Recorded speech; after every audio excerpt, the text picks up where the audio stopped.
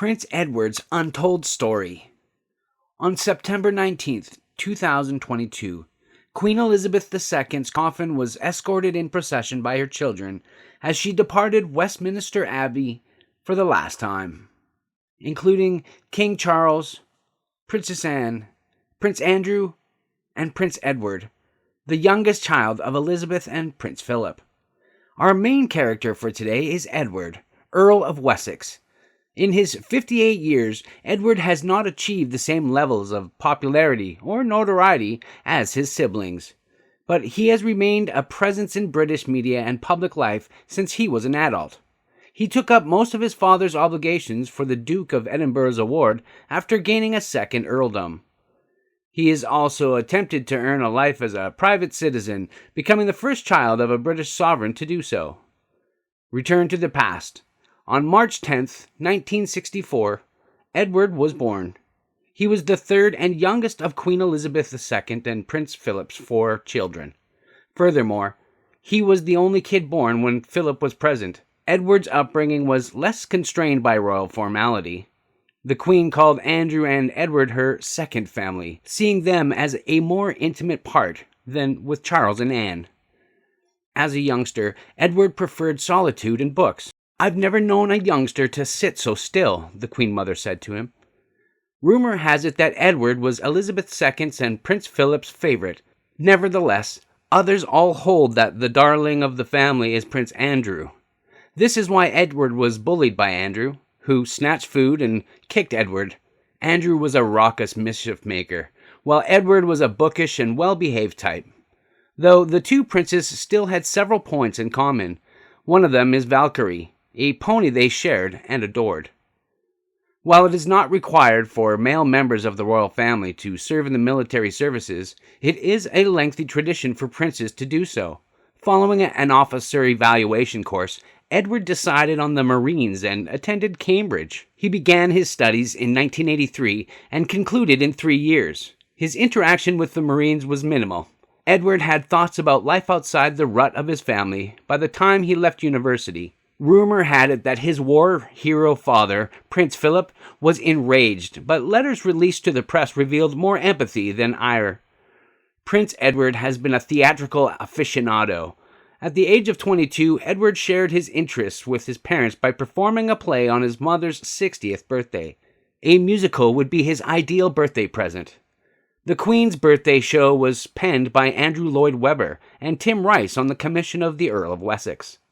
The musical they devised was called Cricket, and it was given a special performance for the Queen at Windsor Castle on June 18th. After leaving the Royal Marines, Prince Edward decided to pursue his passion for theater. He proceeded to work for the composer indirectly. He accepted a position as an entry-level production assistant with Webber's really useful theatrical company. But Edward's time there was brief. In 1990, he and his friends founded their own theater company. As a producer, he went by the name Edward Windsor rather than his royal title. Windsor's firm, however, unfortunately failed in 1991, with roughly $1 million in debt per Britannica. After organizing charitable events at Cambridge, Prince Edward began to consider television as a viable career option alongside theater. He pledged to creating a special episode of It's a Knockout as soon as he finished university and his royal duty. It's a Knockout was a game show in which 2 teams competed in silly activities. Edward's intended episode, dubbed It's a Royal Knockout, would have starred himself, Princess Anne, Prince Andrew, and Sarah Ferguson. Elizabeth II and her advisors believed the scheme was a folly, but she was unwilling to dampen her youngest son's enthusiasm. However, as a charity event, it raised more than $1 million.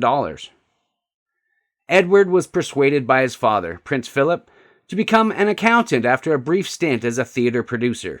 Instead, Edward discussed the notion of working in television with entertainment broker Malcolm Cochrane, and he was suggested that Edward should form his own production company. The 2 guys agreed it was worth a shot, so they founded Ardent Productions in central London in 1993.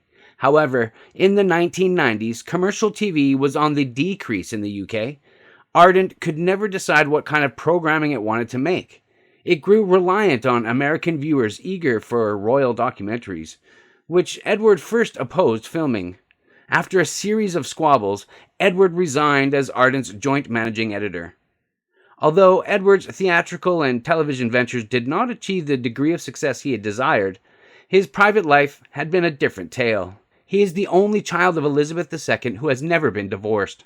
In 1993, he met Sophie Rice-Jones, and they've been dating since 1999. They began working as full-time royals in 2007 and have since grown in prominence and popularity. Prince Edward and Sophie Rice-Jones' marriage has been a long and joyful, but the couple had many difficult issues after their marriage. Sophie became pregnant in 2001. However, the pregnancy was ectopic. Lady Louise was born 2 years later, but Louise's birth would be fraught with challenges. She was delivered a month early in 2007. Fortunately, Sophie became pregnant again in 2007 without incident. According to the list of titles held by Elizabeth II's 3 sons, Edward is the only brother without a dukedom. In England, he is known as the Earl of Wessex, while in Scotland he is recognized as the Earl of Forfar. Edward appears to have chosen to occupy a lesser rank. Instead of Prince Williams, he might have been the Duke of Cambridge, but he loved the sound of Earl of Wessex when he heard it in the 1998 Shakespeare in Love and petitioned Elizabeth II to make him Earl instead.